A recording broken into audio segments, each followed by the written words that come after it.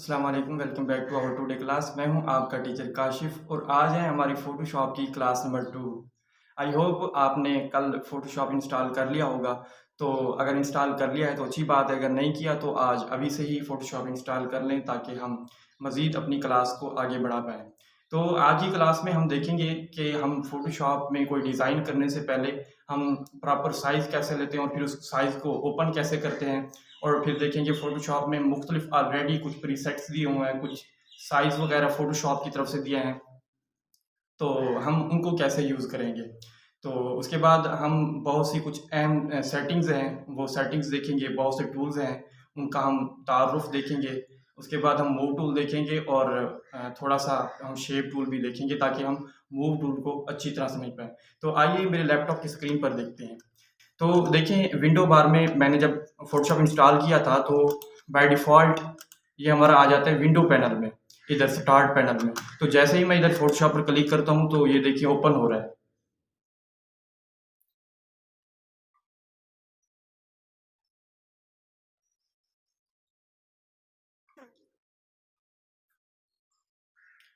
Photoshop तकरीबन open हो चुका है।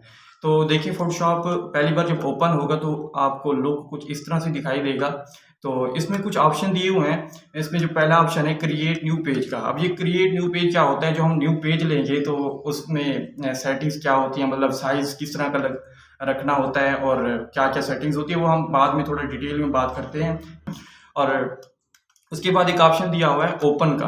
अब ये ओपन क्या होता है? ओपन का मतलब ये है कि अगर हम फ़ोटोशॉप में कोई चीज़ लाना चाह रहे हैं, कोई तस्वीर वगैरह, कोई फ़ोटो वगैरह, कोई शेप वगैरह या कुछ और हो सकता है, जो कुछ भी हम लेकर आना चाहें ताकि हम मज़ीद डिटेल से उसे एडिट कर सकें या कुछ चेंजेज़ वगैरह कर सकें, तो हम अगर ओपन करें तो देखें, ओपन पर क्लिक करता हूँ तो ये हमें फ़ोल्डर्स की तरफ ले गया है। मीन दिस पीसी की तरफ ले गया है। यहाँ पर सारे फ़ोल्डर दिए गए हैं, मैं जहाँ भी चाहूँ उस लोकेशन पर जाके अपना पोस्टर, कोई बैनर या कोई जो कुछ भी हो, जो कुछ हम एडिट करना चाहते हैं, तो हम यहाँ ओपन कर सकते हैं। तो देखिए फॉर एग्ज़ाम्पल मैं कोई एक चीज़ ओपन कर लेता हूँ। इस वक़्त रिसेंटली मैंने एक पोस्टर डिज़ाइन किया था, तो मैं ये ओपन करता हूँ।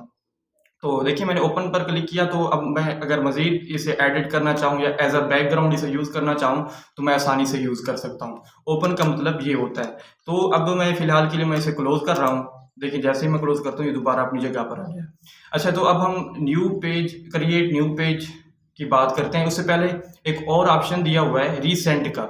अब ये रीसेंट क्या होता है? रीसेंट कुछ वो फाइल्स हैं, कुछ वो पोस्टर, बैनर या आप कुछ भी कह सकते हैं, वो कुछ फाइल्स ही कह लें, वो कुछ फाइल्स हैं कि जो मैंने रिसेंटली जिन पर काम किया था, ये वो प्रोजेक्ट हैं।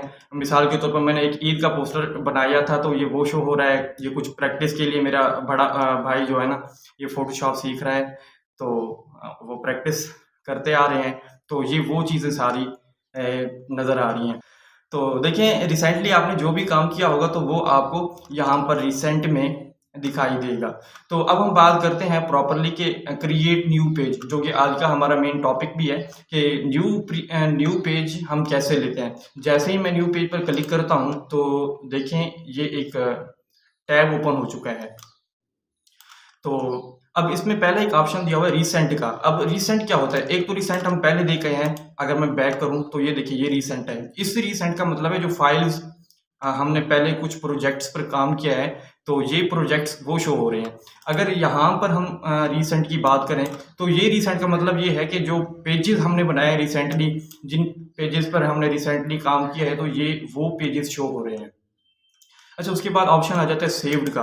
अब ये सेव्ड का क्या मतलब है? सेव्ड का मतलब ये है कि अगर आप बार-बार कोई चीज़ बनाना चाह रहे हैं और सेम साइज़ की हो, तो बजाय इसके कि हम बार-बार साइज़ बनाते रहें, तो हम उसी साइज़ को हम एक बार डिज़ाइन करके बना के प्रॉपर्ली तौर पर फिर हम सेव कर लेते हैं। तो अब सेव कैसे करेंगे वो भी हम नेक्स्ट देखते हैं। तो फिलहाल के लिए आप इतना ज़हन में रखें कि सेव का मतलब ये होता है कि हम साइज़ को प्रॉपर डिज़ाइन करके हम यहाँ पर सेव कर लेते हैं ताकि फ्यूचर में हमें दोबारा बार-बार साइज़ को बनाने की ज़रूरत ना पड़े। उसके बाद मेन ऑप्शन आ जाता है फ़ोटो। अब फ़ोटो के रिलेटेड कुछ बाय डिफ़ॉल्ट कुछ साइज़ेज़ दिए हुए हैं, कुछ प्रीसेट्स दिए हुए हैं कि अगर आप फ़ोटोशॉप की तरफ से दिए हुए कुछ साइज़ेज़ हैं, अगर इनको इस्तेमाल करके अगर आप कोई फ़ोटो डिज़ाइन करना चाहते हैं तो कर लें। तो उसके बाद अगला ऑप्शन आ रहा है प्रिंट का। तो प्रिंट के रिलेटेड कुछ साइज़ेज़ दिए हुए हैं ताकि अगर हम प्रिंट करवाना चाहें तो मुख्तलिफ़ मकासद के लिए प्रिंट हो सकता है। तो ये भी मुख्तलिफ़ पेज के साइज़ेज़ दिए हुए हैं, इनमें से हम मुख्तलिफ़ पर्पज़ के लिए हम मुख्तलिफ़ साइज़ेज़ को चूज़ करके तो हम अपना डिज़ाइन तैयार कर सकते हैं। उसके बाद ऑप्शन है आर्ट एंड इलस्ट्रेशन। ये भी आर्ट एंड इलस्ट्रेशन हम बाद में जब एडोबी इलस्ट्रेटर पढ़ेंगे तो बाद में हम इसे मज़ीद डिस्कस करेंगे डिटेल से। तो ये उनके रिलेटेड भी कुछ साइज़ेज़ दिए हुए हैं। उसके बाद वेब के रिलेटेड कुछ साइज़ेज़ दिए हुए हैं। मोबाइल के लिए अगर आप कोई कुछ डिज़ाइन करते हैं तो ये उसके लिए डिज़ाइन दिए गए हैं। उसके बाद फ़िल्म्स एंड वीडियोज़ के लिए अगर कुछ आप डिज़ाइन करते हैं तो ये उसके साइज़ेज़ दिए गए हैं। अब हम बात करते हैं कि हम अपना अगर लेआउट अगर हम अपना एक साइज़ तैयार करना चाहें तो हम कैसे करेंगे? अपना एक पेज तैयार करना चाहें न्यू फॉर एग्ज़ाम्पल मैं एक तैयार कर रहा हूँ इधर चलिए कोई भी कर लेते हैं। अच्छा, उसको फिर हम सेव भी करेंगे, भी सेव किस तरह करते हैं। अच्छा, मैं इस वक़्त रिसेंट में आके ना मैं अपना पेज सेट करने की कोशिश कर रहा हूँ। यहाँ अगर आप गौर से देखें तो यहाँ कुछ ऑप्शन दिए हुए हैं। देखें, यहाँ अगर मैं आपको ज़ूम करके दिखाऊँ तो ये अनटाइटल्ड 1 लिखा आ रहा है। ये क्यों लिखा आ रहा है? क्योंकि ये दरअसल ना हमें ऑप्शन दे रहा है कि आप जो भी पेज क्रिएट करना चाह रहे हैं या जिस प्रोजेक्ट पर काम करना चाह रहे हैं तो आप उस प्रोजेक्ट का नाम दे दें। तो बाय डिफ़ॉल्ट फ़ोटोशॉप की तरफ से ये अनटाइटल्ड 1 लिखा आ रहा है। तो अगर हम चाहें तो हम अपने प्रॉपर प्रोजेक्ट के मुताबिक हम इसे नाम दे सकते हैं। देखिए इसका फिर फ़ायदा क्या होगा? फ़ायदा ये होगा कि जब बहुत सारी फ़ाइलें इकट्ठी हो जाएँगी तब मैं आसानी से सर्च बार में जाके सर्च करके फॉर एग्ज़ाम्पल मैं लिखता हूँ भई मैं ईद पोस्टर बना रहा हूँ तो फिर मैं इसको नाम दे देता हूँ भई ईद पोस्टर या यूट्यूब थंबनेल। मतलब जिस पर भी मैं काम कर रहा हूँ तो उसका मैं प्रॉपर नाम दे दूँगा। नाम देने के बाद जब भी मुझे ज़रूरत होगी मैं आसानी से सर्च करूँगा और सर्च करने के बाद मुझे वो फ़ाइल जो है ना मिल जाएगी। तो इस वक़्त मैं इसका नाम लिख रहा हूँ ईद पोस्टर चलिए लिख लेते हैं, ईद पोस्टर, ठीक है? ये ईद पोस्टर लिखा हुआ आ गया।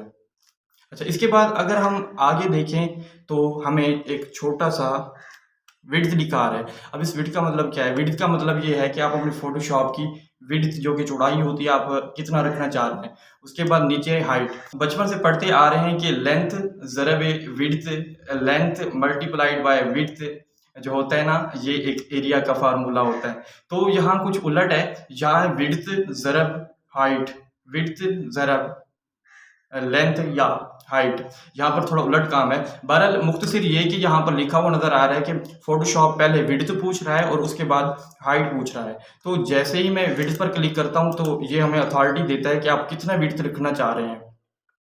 तो हम अपनी मर्ज़ी के मुताबिक लिख सकते हैं। अच्छा देखिए मैं जैसे ही मैं ये जो एरो कीज़ हैं मैं इन्हें प्रेस करता हूँ, अगर ऊपर वाला एरो प्रेस करता हूँ तो ये देखिए बढ़ा रहा है। अगर नीचे वाला मैं एरो की प्रेस करता हूँ तो ये कम कर रहा है। या फिर जो माउस का हमें वो व्हील दिया हुआ है, व्हील को मैं ऊपर की तरफ स्क्रॉल करता हूँ तो फिर भी ये बढ़ाता है, अगर नीचे की तरफ स्क्रॉल करता हूँ फिर ये कम करता है। इसी तरह हाइट भी ऐसे ही है। अगर मैं हाइट को बढ़ाने के लिए माउस का जो व्हील है ऊपर की तरफ स्क्रॉल करता हूँ तो देखिए ये बढ़ रही है वैल्यू। अगर मैं नीचे की तरफ स्क्रॉल करता हूँ तो कम है या फिर एरो की से अगर मैं ऊपर वाला एरो की दबाता हूँ तो देखिए ये बढ़ रही है। अगर मैं नीचे वाला एरो की दबाता हूँ तो देखिए ये वैल्यू कम हो रही है। या फिर हम अगर लिखना चाहें तो हम लिख भी सकते हैं। मिसाल के तौर पर मैं अपनी मर्ज़ी का साइज़ लगाना चाह रहा हूँ 15 तो देखिए ये 15 लिख सकता हूँ। मतलब डायरेक्टली आसानी की खातिर हम जितना भी जल्दी लिखना चाहें तो लिख सकते हैं। तो यहाँ अगर मैं लिखना चाह रहा हूँ 12 तो सॉरी ये देखिए ये 12 लिखा हुआ नज़र आ रहा है। तो उसके बाद ऑप्शन दिए हुए हैं ओरिएंटेशन के। अब ये ओरिएंटेशन क्या होती है? ओरिएंटेशन देखें इस वक़्त विड्थ आ रही है हमारे पास 12 और हाइट हमारे पास आ रही है 15। अगर हम चाहें इसकी ओरिएंटेशन चेंज कर दें मीन इसकी जगह चेंज कर दें तो क्या होगा ये उलट हो जाएँगे, विड्थ हाइट की जगह आ जाएगी और हाइट विड्थ की जगह आ जाएगी। देखें अगर मैं ओरिएंटेशन चेंज करता हूँ कि जहाँ 12 लिखा हुआ है विड्थ पर यहाँ आ जाएगा 15, देखिए 15 आ गया और जहाँ हाइट की जगह 12 आ रहा है मैं अगर ओरिएंटेशन इसकी चेंज करूँ तो ये आ जाएगा 15। तो ओरिएंटेशन का ये मतलब होता है। अब नेक्स्ट आ जाता है आर्ट बोर्ड। आर्ट बोर्ड अक्सर इलस्ट्रेटर में यूज़ होता है, यहाँ बस बाज़ औक़ात यूज़ होता है, बहुत कम यूज़ होता है, तो इसको फ़िलहाल के लिए छोड़ दें। अच्छा, तो इसके बाद हमारा एक अगला ऑप्शन आ रहा है रेज़ोल्यूशन। अब ये रेज़ोल्यूशन क्या होती है? रेज़ोल्यूशन होती है फ़ोटो की क्वालिटी के आप पर इंच कितने पिक्सल रखना चाह रहे हैं। एक और बात कि जो फ़ोटोशॉप है ना, ये एक रास्टर बेस्ड सॉफ्टवेयर है। मतलब ये है कि अगर आप किसी पोस्टर को, बैनर या किसी इमेज को एक प्रॉपर साइज़ से आप अबव ज़ूम करेंगे तो ये इसकी क्वालिटी जो है ना थोड़ा लूज़ हो जाती है, थोड़ा उसकी तस्वीर जिसे हम कहते हैं ब्लर सी होने लग जाती है। तो इसी वजह से हम मुख्तलिफ पर्पज़ के लिए हम इसकी रेज़ोल्यूशन जो है ना मुख्तलिफ रखते हैं। अच्छा, बाय डिफ़ॉल्ट फ़ोटोशॉप की तरफ से जो इसकी रेज़ोल्यूशन दी हुई होती है वो होती है 72। तो 72 हम तब यूज़ करते हैं जब हम सोशल मीडिया के लिए कोई डिज़ाइन करते हैं, सोशल मीडिया के लिए कोई पोस्ट वगैरह, poster, banner, brochure, business card या कुछ भी हम जब हम अ, सोशल मीडिया के लिए, फ़ेसबुक के लिए या इंस्टाग्राम के लिए या इसी तरह के लिंक्डइन के लिए, मतलब सोशल मीडिया प्लेटफ़ॉर्म कोई भी है, अगर हम जस्ट उसी के लिए हम कोई पोस्ट तैयार करते हैं, तो हम उसकी रेज़ोल्यूशन रखेंगे 72।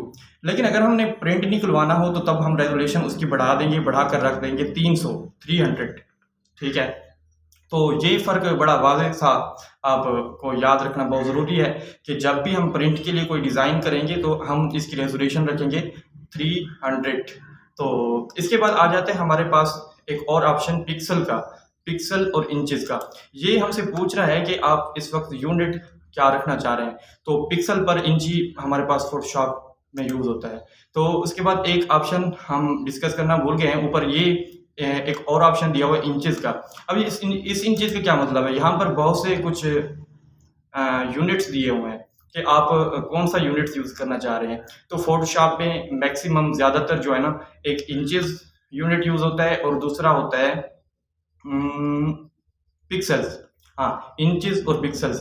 अब अगर मैं पिक्सल में इसे चेंज करूँ, ये देखिए फ़िलहाल बाय डिफ़ॉल्ट जो है ना, इधर यूनिट इंचेस लिखा हुआ है, जो अब हमने 12 लिखा है और 15 लिखा है ना, ये है 12 इंचेस और ये है 15 इंचेस। अगर मैं इसे चेंज करता हूँ पिक्सल में, तो देखें ये इसका साइज़ चेंज होकर अब पिक्सल में तब्दील हो गया है। अगर मैं दोबारा चाहूँ कि मैं इंचेस में रखना चाहता हूँ, तो बड़ी आसानी से मैं इंचेस में भी कन्वर्ट कर सकता हूँ। वो डिपेंड करता है, अगर हमारा क्लाइंट कोई कहता है कि भई आप 12 बाय 15 इंचेस का साइज़ रखें, या वो पिक्सल की फ़ॉर्मेट में भी बता सकता है भई आप साइज़ ये रखें, तो तब हम क्लाइंट की रिक्वायरमेंट के मुताबिक हम इसे साइज़ रखेंगे, डिज़ाइन करेंगे। अच्छा, नेक्स्ट रेज़ोल्यूशन के बाद एक और ऑप्शन दिख रहा होगा आपको। अच्छा, नेक्स्ट हमारे पास ऑप्शन आ रहा है colour mode, RGB colour mode, या अगर हम इस छोटे से एरो पर क्लिक करें, जैसे ही मैं इस छोटे से एरो पर क्लिक करता हूं, तो देखें ये कुछ और मोड दिखा रहा है। ये बाकी और बहुत से मोड हैं, लेकिन अहम मोड जो है ना हमारे पास, एक आरजीबी कलर मोड है और दूसरा एक CMYK काइम कलर। ये दो बड़े अहम हैं। बाकी अभी फ़िलहाल के लिए आप छोड़ दें, हम बाद में डिटेल से बात करेंगे। फ़िलहाल के लिए आप इतना समझें कि आरजीबी क्या होता है और काइम क्या होता है। अच्छा, देखिए जिस तरह हम रेज़ोल्यूशन प्रिंट के लिए अलग रखते हैं और सोशल मीडिया के लिए अलग रखते हैं, इसी तरह ये जो कलर मोड है ये भी हम अलग-अलग रखते हैं। अच्छा, जो आरजीबी कलर मोड है वो हम तब यूज़ करते हैं जब हम कोई पोस्ट, कोई बैनर, पोस्टर वगैरह हम सोशल मीडिया के लिए डिज़ाइन कर रहे हों। और हम काइम कलर जो है ना तब यूज़ करते हैं जब हम प्रिंटिंग के लिए कोई काम कर रहे हो। मिसाल के तौर पर हमने कोई शादी का बैनर या पोस्टर या महफ़िल वगैरह का पोस्टर तैयार करना है, तब हम काइम यूज़ करेंगे। क्यों? क्योंकि हम जो पोस्टर है वो प्रिंटिंग के लिए डिज़ाइन कर रहे हैं। तो फ़िलहाल के लिए मैं इसे आज भी रख रहा हूँ, क्योंकि हमने सोशल मीडिया के लिए पोस्ट बनानी नहीं है, मतलब मिसाल के तौर पर मैं आरजीबी यूज़ कर रहा हूँ। तो इसके बाद एक आगे ऑप्शन आ रहा है बिट का। तो 8 बिट ही रहने दें फ़िलहाल आप, इसके गहराई में जाने की कोई ज़रूरत नहीं है, आप 8 बिट ही इस्तेमाल कर लें। तो उसके बाद आ रहा है बैकग्राउंड कंटेंट्स। अब ये बैकग्राउंड कंटेंट्स क्या होता है? बेसिकली देखिए, जब हम कोई डिज़ाइन करते हैं ना, डिज़ाइन के नीचे भी एक बैकग्राउंड कलर होता है, एक बैकग्राउंड लेयर होती है। तो लेयर क्या होती है, मज़ीद हम आगे बहुत ज़्यादा डिटेल में बात करने जाएँगे इंशाल्लाह, आप टेंशन ना लें। फ़िलहाल के लिए आप इतना समझ लें कि ये हमें पूछ रहा है कि आप जो डिज़ाइन बनाएँगे उसके नीचे जो बैकग्राउंड रखना चाह रहे हैं, वो बैकग्राउंड किस कलर का होना चाहिए?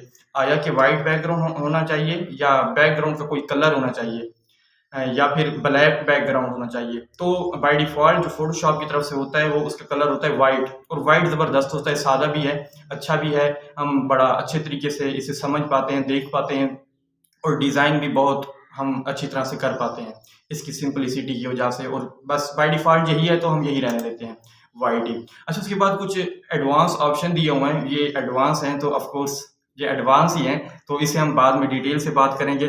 फ़िलहाल देखें, जैसे ही अब हमारा पेज एक तैयार हो गया है। अगर हम चाहते हैं कि भाई हम इस डिज़ाइन को, इस साइज़ को जो हमने सेटिंग्स की हैं, इसका विड्थ रखी है, इसकी हाइट रखी है, इसकी रेज़ोल्यूशन रखी है, आरजीबी मोड, कलर वगैरह सारा कुछ हम चाहते हैं कि इसे हम बार-बार यूज़ करते हैं। बाज़ औक़ात ऐसी नौबत आ जाती है, ऐसी कंडीशंस आ जाती हैं। मिसाल के तौर पर एक बंदे का यूट्यूब चैनल है, वो चाहता है कि बार-बार मैं ये यूट्यूब चैनल में एक ही साइज़ यूज़ करता हूँ। ज़ाहिर है वैसे एक ही साइज़ होता है यूट्यूब थंबनेल का। तो जब भी वो कोई थंबनेल बनाता है तो उसे बार-बार उसका पेज का साइज़ तब्दील करने की या सेट करने की ज़रूरत नहीं होती। तब वो क्या करता है कि वो उस साइज़ को एक बार डिज़ाइन करके वो सेव करके रख लेता है। अब हमारा डिज़ाइन फॉर एग्ज़ाम्पल तैयार हो गया है, हमारा जो साइज़ है वो बिल्कुल फिट आ चुका है। अब हम चाह रहे हैं कि इसे सेव कर लें ताकि हम फ्यूचर में दोबारा क्रिएट ना करें। तो क्या करेंगे, छोटा-सा यहाँ पर मैं अगर ज़ूम करके दिखाऊँ तो यहाँ पर आपको एक छोटा-सा आइकन नज़र आ रहा है।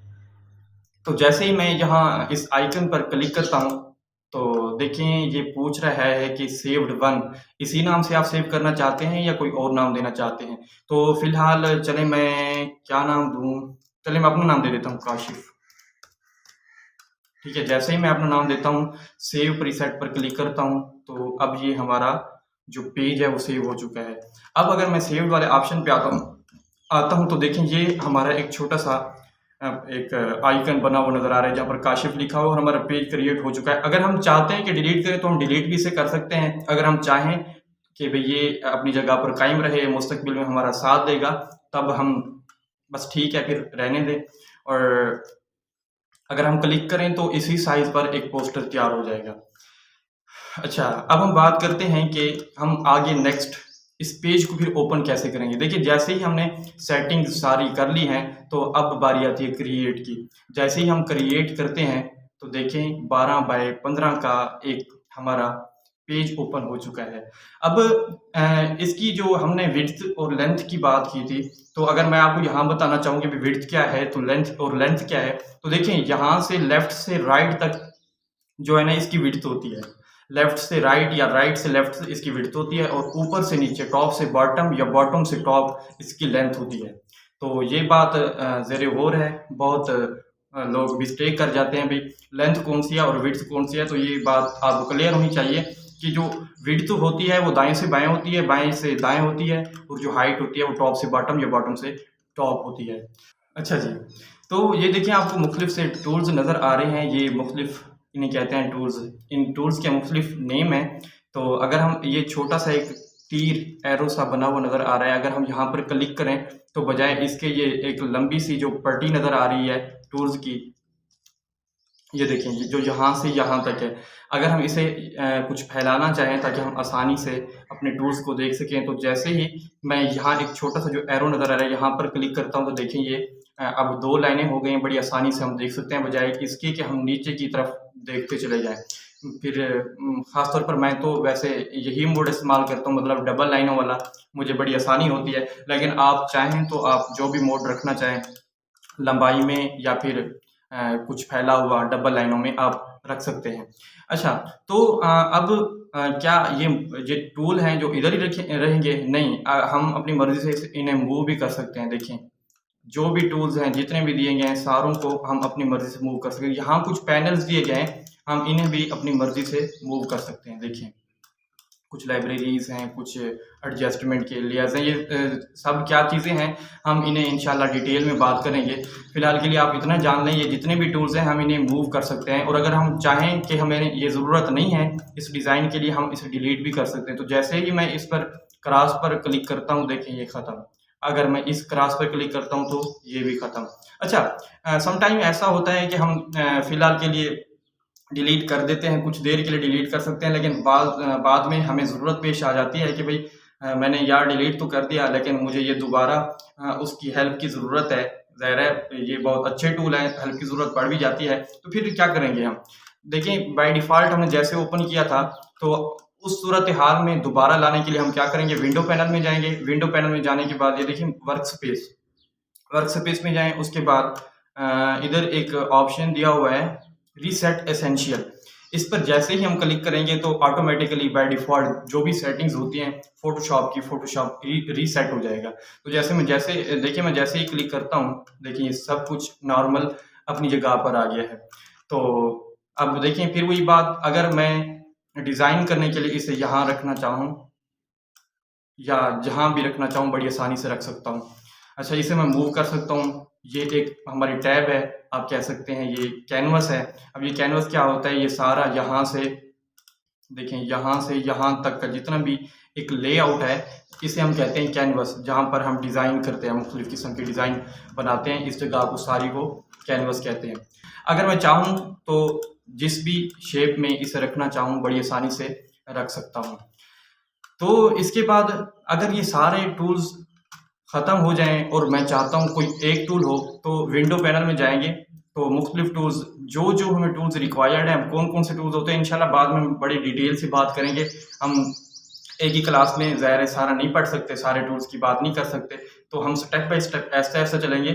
बिलीव मी, अगर मैंने क्लास थोड़ा लंबी कर दी तो आपको जो है ना बड़ा बोरिंग सा महसूस होगा, तो आप टेंशन ना लें। हम फिलहाल हमारी दूसरी क्लास है तो हम ऐसा-ऐसा चलेंगे, तो बाद में इंशाल्लाह हम थोड़ा लंबी क्लासें भी रखेंगे।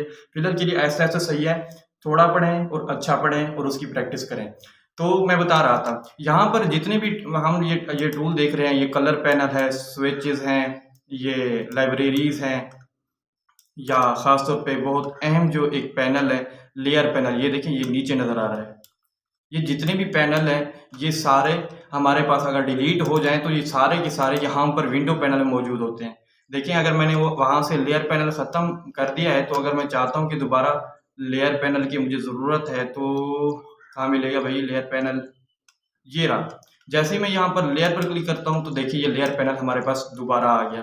अब ये लेयर्स क्या होती हैं, लेयर पैनल क्या होता है, फिलहाल के लिए मैं इसे डिलीट कर रहा हूँ। मेरी आदत होती है जब भी मैं कोई काम कर रहा होता हूँ तो उसके मुताबिक जो टूल्स मुझे काम के होते हैं ना, मैं वही सामने डैशबोर्ड पर रख देता हूँ। मिसाल के तौर पर लेयर्स तो अक्सर औकात, बल्कि इनके बगैर तो गुजारा ही नहीं है, लेयर्स के बगैर। तो लेयर्स मैं डैशबोर्ड पर सामने रख देता हूँ और बाकी जितने भी पैनल्स होते हैं मैं इन्हें क्रॉस कर देता हूँ मेन। फ़िलहाल के लिए कुछ देर के लिए डिलीट कर देता हूँ ताकि मुझे ये डिस्टर्ब ना करें और मेरा डैशबोर्ड बढ़ सके। ज़्यादा से ज़्यादा जितना बड़ी लेंथ होगी तो बड़ी आसानी से हम अपना डिज़ाइन कर पाएँगे। ठीक है? इसके अलावा अगर आप चाहें तो इसका साइज़ छोटा-बड़ा कर सकते हैं यहाँ पर मूव करके। अच्छा, नाउ अब हम बात करते हैं कि भई ये जो टूल्स हैं, आज हम उसमें से एक टूल की बात करें, ये मूव टूल। अब ये मूव टूल क्या होता है? मूव टूल होता है जो भी हम ऑब्जेक्ट बनाएँगे फ़ोटोशॉप में, जो भी हम चीज़ें बनाएँगे, फॉर एग्ज़ाम्पल हम अभी एक थोड़ी देर बाद मिसाल लेते हैं कि भई हम कैसे मूव करते हैं। तो जो भी हम काम करते हैं, जो भी ऑब्जेक्ट वग़ैरह लाते हैं, जो भी हम पोस्टर, बैनर या कुछ टेक्स्ट वग़ैरह हो, उन्हें हम मूव करने के लिए एक जगह से दूसरी जगह तक ले जाने के लिए हम टूल यूज़ करते हैं, उसे कहते हैं मूव टूल। नाम से भी वाज़ेह है कि ये टूल जो है ना, ये चीज़ों को मूव करने के लिए इस्तेमाल होता है। तो मिसाल के तौर पर मैं इसको समझाने के लिए एक और टूल की मदद ले रहा हूँ। ये एक टूल है रेक्टेंगल टूल। मिसाल के मेन इसमें 2-3 शेप दी हुई हैं। अगर मैं इसको ज़ूम करके दिखाऊँ तो ये देखिए कि छोटा-सा एरो नज़र आ रहा है। तो जैसे ही मैं इस एरो पर क्लिक करता हूँ, राइट क्लिक करता हूँ, तो देखें ये 2, 3, 4 और भी शेप्स आ गई हैं। टेंशन ना लें, हम इनकी डिटेल से बात करेंगे। तो अभी मैं समझाने के लिए ये कह रहा हूँ कि भई ये कर रहा हूँ कि भई मैं रेक्टेंगल टूल ले रहा हूँ। जैसे ही मैं यहाँ पर कोई डिज़ाइन करता हूँ या कोई शेप बनाता हूँ, ये देखिए हमारी ये शेप बन गई है।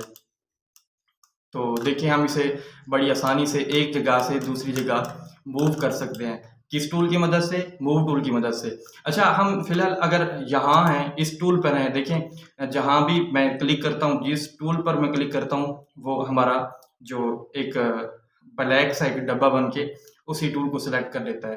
अच्छा, अगर मैं चाहता हूँ कि कोई शॉर्टकट की हो कि मैं फ़ौरन उधर ही मूव टूल पर पहुँच जाता हूँ, तो जैसे ही हम कीबोर्ड से वी प्रेस करेंगे, देखिए ये ऑटोमेटिकली मूव टूल पर ये जो सिलेक्शन बन गई है ब्लैक सी। तो अब मूव टूल की मदद से हम इसे जहाँ भी चाहें रोटेट कर सकते हैं। इसके बाद हम बात करते हैं कि थोड़ा-सा मतलब हिंट होना चाहिए कि भई लेयर्स क्या है, क्योंकि सारा जो काम होता है, जो सारी चीज़ें होती हैं, वो हम मैनेज कर रहे होते हैं लेयर पैनल में। नाउ ये लेयर क्या होती है? लेयर आप समझ लें कि एक किस्म की तह होती है, नाम से भी वाज़ेह है, लेयर का मतलब तह होती है। जैसे ज़मीन की तहें हैं ना, लिथोस्फीयर, एटमॉस्फेयर, मेसोस्फीयर, ये 3-4 इसकी तहें हैं, 3-4 इसकी लेयर्स हैं। दूसरे लफ्ज़ों में अगर मैं यूँ समझाऊँ कि अगर 3-4 लेयर्स हों, जो लेयर्स नीचे की तरफ होती है, तो वो लेयर नज़र नहीं आती। मिसाल के तौर पर ये मेरा हैंड है ना, मैं अगर ऊपर से देखूँ तो देखें जो मेरा नीचे वाला हैंड है वो नज़र नहीं आ रहा, और जो मेरा ऊपर वाला हैंड है तो वो नज़र आ रहा है। अगर मैं इसे उलट कर दूँ, अब नीचे वाला हैंड छुप गया है और ऊपर वाला हैंड नज़र आ रहा है। तो लेयर्स की भी कुछ इसी तरह की सूरत हाल है। अगर हम ज़ाहिर है अभी तो फ़िलहाल के लिए एक लेयर है, अगर मैं बहुत सी लेयर्स बना दूँ, ये देखिए, और मैं इसका कलर फ़िलहाल चेंज कर देता हूँ, और कलर चेंज कैसा होगा हम इसके लिए इंशाल्लाह अलग क्लास रखेंगे। फ़िलहाल के लिए आप इतना समझ लें कि ये देखें अगर ये जो लेयर है ये ऊपर है। अच्छा, लेयर पैनल ये है, मैं जो भी काम कर रहा हूँ, जितनी भी शेप्स बनाता हूँ, मिसाल के तौर पर मैं एक शेप और बनाता हूँ या कोई भी काम करता हूँ, ये लेयर की सूरत में हमें सारा डिज़ाइन करके दे रहा होता है। मैं इसका कलर भी चेंज कर रहा हूँ, तो ये लेयर की सूरत में हमें सारे काम दे रहा है। देखें, अब इस वक्त ये लेयर पैनल में, ये देखें लेयर पैनल है। लेयर पैनल में हमारे पास 3 लेयर्स शो हो रही हैं, 4 लेयर्स। ये एक पहली जो लेयर है ये बैकग्राउंड की लेयर है, और बाकी 3 और जो लेयर्स हैं ये हमारा काम किया गया है। अब जो बैकग्राउंड की लेयर होती है ये तो फिक्स होती है, अपनी जगह पर होती है। अगर हम इसे मूव करना चाहें तो ये मूव नहीं हो सकती। अगर हम वैसे चाहें किसी सूरत हाल में कि बैकग्राउंड का कलर चेंज होना चाहिए या किसी भी सूरत हाल में कि ये भी मूव करे, तब हम इसके लॉक को ख़त्म कर देते हैं, तब ये मूव होते हैं। देखिए, फ़िलहाल के लिए अगर मैं इसे मूव करना चाहता हूँ, ये लेयर मूव नहीं हो रही, सेलेक्ट भी नहीं हो रही। क्यों? क्योंकि बैकग्राउंड लेयर है, बैकग्राउंड लेयर में स्मार्ट लॉक लगा हुआ है। ये देखें, मैं जैसे ही इस पर क्लिक करता हूँ, डबल क्लिक करता हूँ, तो ये पूछ रहा है कि अगर आप लेयर ख़त्म करना, ये जो लेयर पर लॉक लगा हुआ है, ये ख़त्म करना चाहते हैं तो ओके प्रेस करें, तो फिर ये मूव होना शुरू हो जाएगी। अच्छा, जैसे ही मैं ओके करता हूँ तो देखें, अब ये बैकग्राउंड की लेयर है वो मूव हो रही है। लेकिन हमें ज़रूरत नहीं होती, हमें बैकग्राउंड को लॉक ही रखना है, क्योंकि एक ऐसी लेयर होती है ये जो बुनियाद बनाती है। अगर बेस ही कमज़ोर होगी, वो भी हलना शुरू हो जाएगी, तो हमारा डिज़ाइन नाकाम साबित होगा। तो background layer by default lock होती है, तो हमें भी इसे लॉक ही रखना चाहिए। तो अब बात करते हैं दूसरी जो लेयर्स है ना, उन्हें हम कैसे इस्तेमाल करते हैं। देखें, जहाँ भी हम जिस लेयर को हम सेलेक्ट करेंगे वही सिर्फ काम करेगी, बाकी इनएक्टिव हो जाएंगी, बाकी काम नहीं करेंगी। अच्छा, उससे पहले मैं आपको ये बताना चाहता हूँ कि ये जो एक छोटा-सा, अगर मैं ज़ूम करके दिखाऊँ, छोटा-सा आई का एक आइकन नज़र आ रहा है। अगर मैं यहाँ पर प्रेस करता हूँ, तो देखें, अगर मैं इसकी आँख बंद कर देता हूँ तो उसकी लेयर छुप जाती है। मीन जो डिज़ाइन इस लेयर पर बनाया गया है वो छुप जाता है। जैसे ही मैं आई ऑफ करता हूँ तो देखिए ये उसकी लेयर ऑफ हो गई है, या जैसे ही मैं उससे नीचे वाली लेयर ऑफ करता हूँ तो देखिए वो भी ऑफ हो गई है। इसी तरह मतलब जो भी मैं काम करना चाहता हूँ, अगर मैं उस काम को कुछ देर के लिए छुपाना चाहता हूँ तो मैं सिंपली उसकी आँख बंद करूँगा तो वो काम छुप जाएगा। अच्छा, मैं बात कर रहा था कि भई हम जिस लेयर पर भी होंगे, उस लेयर के मुताबिक ही वही लेयर सिर्फ़ मूव होगी, वही लेयर का कलर चेंज होगा, या जो भी चेंजेज़ होंगी या जो भी हम काम करेंगे, सिर्फ़ उसी लेयर पर होंगी। इसीलिए लेयर बहुत कीमती हैं, क्योंकि हम हर लेयर का, हर प्रोजेक्ट का, हर शेप का, हर पोस्टर का अलग-अलग काम करना चाहते हैं, ना कि पूरे कैनवस को या पूरे डिज़ाइन को हम ख़राब करना चाहते हैं या चेंज करना चाहते हैं। तो लेयर बहुत ही कीमती साबित होती हैं। तो देखें, मैं ये समझाना चाह रहा था कि जैसे ही मैं ये लेयर सेलेक्ट करता हूँ, तो अब उससे पहले ये समझ लें कि यहाँ पर एक सिलेक्शन का, ऑटो सिलेक्शन का आपको आइकन नज़र आ रहा होगा। ये देखिए, अगर मैं इस ऑटो सेलेक्ट, अब इसका मतलब क्या होता है? ऑटो सिलेक्शन का मतलब ये है कि आप लेयर सेलेक्ट किए बगैर लेयर को सेलेक्ट कर लेते हैं। अगर मैं मज़ीद आसानी से समझाऊँ कि हमें लेयर पैनल में लेयर को सेलेक्ट करने के बगैर अगर किसी ऑब्जेक्ट को सेलेक्ट करना है तो हम ऑटो सिलेक्शन ऑन कर देते हैं। तब हमें लेयर पैनल में किसी लेयर को सेलेक्ट करने की ज़रूरत नहीं होती। इस वक़्त मैं अक्सर ऑन करके रखता हूँ ताकि काम में कोई आसानी हो, ताकि मैं ज़्यादा लंबा प्रोसीजर ना करूँ और मुझे दोबारा बार-बार लेयर पैनल में ना जाना पड़े लेयर को। लेकिन अगर मैं इसे ऑफ कर देता हूँ, तब अगर मैंने किसी लेयर को सेलेक्ट करना है तो ये डायरेक्टली लेयर सेलेक्ट नहीं होगी। तब मुझे क्या करना पड़ेगा, लेयर पैनल में आना पड़ेगा और फिर मैं जो है ना सेलेक्ट कर पाऊंगा। मैं अगर थोड़ी देर के लिए इसे ऑफ करता हूँ तो फिर देखते हैं क्या रिजल्ट निकलता है। देखें, ये ऑफ किया और अब देखते हैं। अब देखिए, ये जो लेयर सेलेक्ट ऑलरेडी हुई हुई है, मैं जहां भी क्लिक करता हूँ सिर्फ वही मूव कर रही है। क्यों? क्योंकि हमने लेयर भी वही सिलेक्ट की हुई है। अगर मैं इसकी आई बंद करूं, आंख बंद करूं, तो देखें सिर्फ यही लेयर है। और यहाँ पर आपको एक छोटी सी सिलेक्शन नजर आ रही होगी। तो देखें, अगर मैं मूव करता हूँ, जहां भी मूव करता हूँ, सिर्फ यही लेयर मूव करती है, बाकी दो वाली जो लेयर है वो मूव नहीं कर रही। तो अगर मैं चाहता हूं कि भाई नीचे वाली लेयर मूव करे, तो मैं इस लेयर की सिलेक्शन करूंगा। इस लेयर पर जैसे मैं क्लिक करता हूं तो देखिए अब ये वाली एक्टिव हो चुकी है, बाकी दो इनएक्टिव हैं। क्यों? क्योंकि ये सिलेक्शन ही नहीं है इनकी। तो जो सिलेक्शन होगी, जिस लेयर की सिलेक्शन होगी, जस्ट वही जो है ना क्लिक होंगी, वही वर्क करेंगी। अच्छा, इसके बाद अगर मैं चाहता हूँ, अब देखिए मैं ये बात आपको समझाना चाह रहा था कि भाई जो तहें होती हैं, जो निचली तह होती है वो नज़र नहीं आती। अच्छा देखिए, अब नीचे हालांकि इस शेप के नीचे एक और शेप बनी हुई है लेकिन नज़र नहीं आ रही। क्यों? क्योंकि इसकी जो तह है, जो इसकी लेयर है नीचे वाली लेयर की, वो देखिए ये नीचे है, ये ऊपर वाली लेयर है और ये वाली नीचे है, जो कि नज़र नहीं आ रही। क्यों नज़र नहीं आ रही? क्योंकि ये ऊपर वाली लेयर की नीचे लेयर है। अगर मैं इसे ड्रैग करके ऊपर करूं तो देखिए ये अब नजर आ रही है। क्यों? क्योंकि अब ये लेयर ऊपर हो चुकी है और ये नीचे हो चुकी है। तो लेयर पैनल कुछ इस तरह का काम करता है। तो मैं मजीद आपको कंफ्यूज नहीं करना चाहता, क्लास काफ़ी लंबी हो चुकी है। आप आज के लिए मेरे ख्याल से इतना ही काफ़ी है, हमने बहुत सारा सीख लिया है। तो कल इंशाल्लाह हम मज़ीद इन्हीं बातों को आगे बढ़ाएंगे। ये कुछ सेटिंग्स थी और फोटोशॉप के कुछ साइजेस वगैरह थे जिनकी आज हमने डिटेल से बात की है। आई होप आपको ये क्लास अच्छी लगी होगी और आपको समझ भी आ गई होगी। तो इंशाल्लाह कल की क्लास में हम मज़ीद इसे डिटेल से बात करेंगे। यार टेंशन ना लें, आप थोड़ा थोड़ा सीखें मगर अच्छा सीखें, तो आप इंशाल्लाह बहुत अच्छा इस कोर्स को महसूस करेंगे। तो आज की क्लास के लिए इतना ही काफ़ी है। अपना ख्याल रखिए, तब तक के लिए अल्लाह हाफिज़।